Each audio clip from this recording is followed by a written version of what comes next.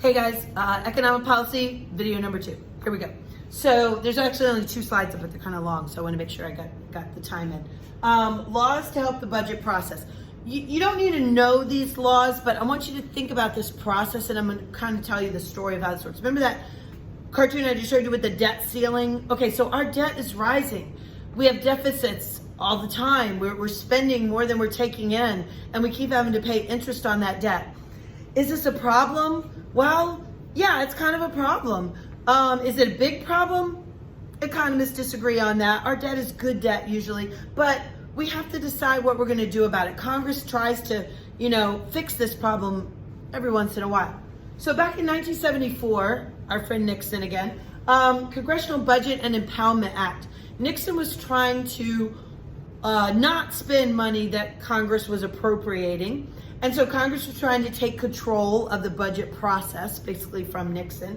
And so they created this fixed budget calendar. They said, okay, we're going to make a law that we have to have the budget on this date, and we have to do it by this date, and we have to, have the numbers. They created the Congressional Budget Office to give themselves the numbers of what they needed to do, what they needed to do all the programs that they needed, not to trust Nixon to give them the numbers.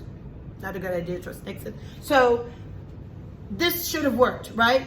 But it's like me with my New Year's resolution plans. You set a goal, but you don't always meet it. And then we kept growing the debt since then. So they got around it by passing rules like continuing resolutions. We won't set a budget, we'll just continue with the plan we've got now. Yeah, so in 1987, they made another stab at taking control of the national budget, and they passed the Gramm-Rudman-Hollings Act. Now, Lindsey Graham, and that, he's still in the Senate, so, it's not that long ago. I was graduating from college, but anyway, it was a bipartisan, Democrats and Republicans supported it. We used to have laws like that, and both parties supported it. What it said was, we're going to have a maximum allowable deficit each year.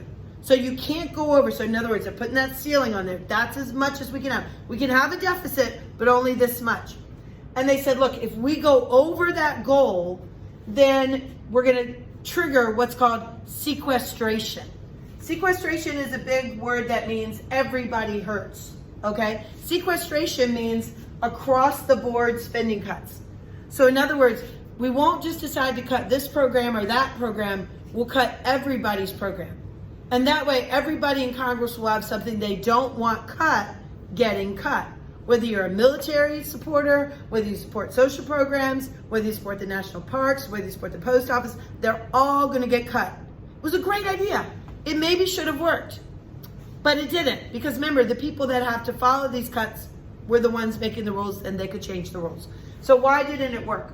Well, first of all, we get into George W. Bush's first term, and he decides that the country's doing good, which it was. We were in a good economic state. The economy was growing. We had, not bad inflation and a lot of growth. So he decided now's a good time to cut taxes. It maybe was a good time to cut taxes. But right after that, 9/11.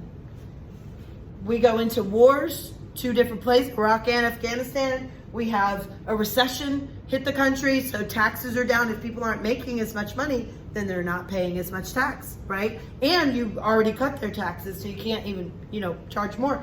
And we've got the growth of entitlement spending as those baby boomer generation starts to retire. And as we go through a recession, more people qualify for things like unemployment help, job help, Medicaid because they're poor now, food service, food stamps because they don't have food now. So the deficit just ballooned one more time. And it's not that all those things are bad to spend money on, they're not. But that on top of the tax cuts just push the deficit back out again. So the basic issue of this is Congress tries to limit themselves, but then they break their own rules. Pretty much over and over and over again. And by the way, that's bipartisan. Democrats do it, Republicans do it. They just do it in different ways, but they all do it. So, what is the way that the government can affect the economy? Now, I'm going to try to be kind of clear on this. Usually, when I teach this lesson, I teach about the government trying to stimulate the economy, because usually lately, the problem with the economy is that it's too slow. In other words, too many people are looking for jobs and don't have jobs. Unemployment is high. There's not enough growth in the economy. You know, things are just moving slowly. So usually the government wants to stimulate the economy and get things happening.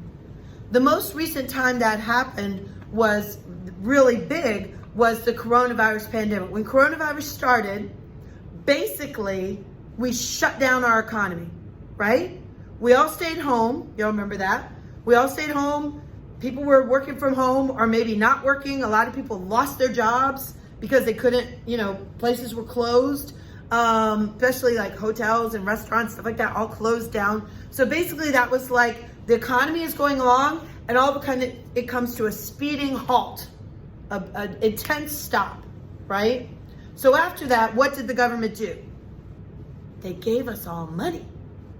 Why did they give us all money? To get the economy started again.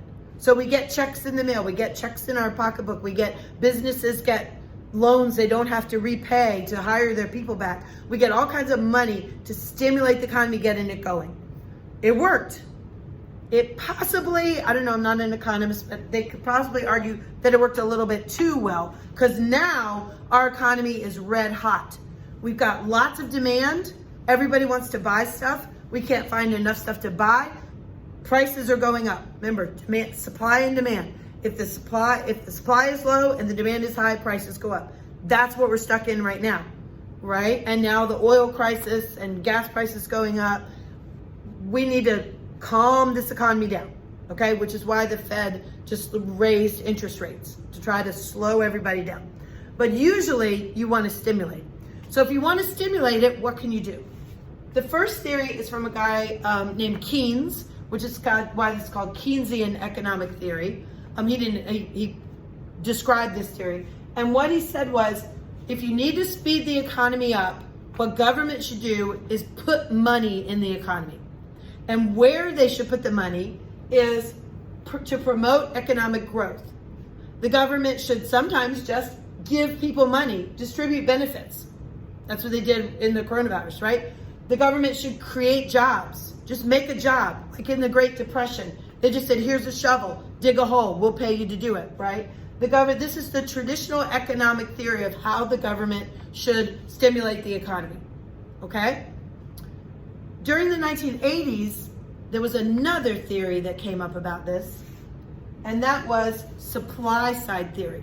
This is sometimes called trickle-down economics. It's not a positive term for it, but the people called it supply side theory. We still have some supply side proponents today. Not as many, but still some.